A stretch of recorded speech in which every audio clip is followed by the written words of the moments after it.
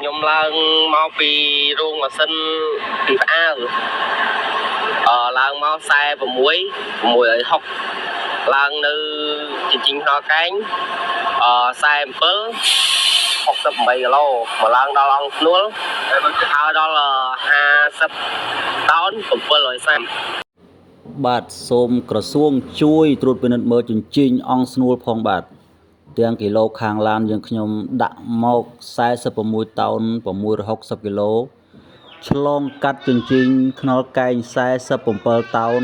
68គីឡូតែមកថ្លឹងនៅអង្គស្នួលថ្លឹងលើកទី1 50តោន730គីឡូថ្លឹងលើកទី2 48តោន460គីឡូធ្វើឲ្យខាងឡានយើងខ្ញុំមិនសុខចិត្តសូមឲ្យក្រសួងខាង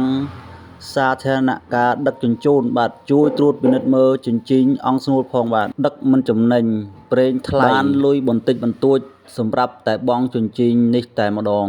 ខាងជញ្ជីងធ្វើស៊ីយ៉ាងអនាធិបតេយ្យសូមក្រសួងសាធារណការដឹកជញ្ជូនជួយត្រួតពិនិត្យមើលផងបាទជញ្ជីងអង្គស្នួលល្បីណាស់ខាងធ្វើស៊ីបាទសួស្តីបងប្អូននិយាយថាប្រយ័ត្នជិញអង្គស្រួលថាឡើងស្រួលផងតានេះដឹកអីវ៉ាន់មកតា41ឲ្យ60ឯងឥឡូវមកជាប់ជិញអង្គស្នួលបងប្អូនជាប់ជិញអង្គស្នួលឡើងដល់អីគេឡើងដល់50តោន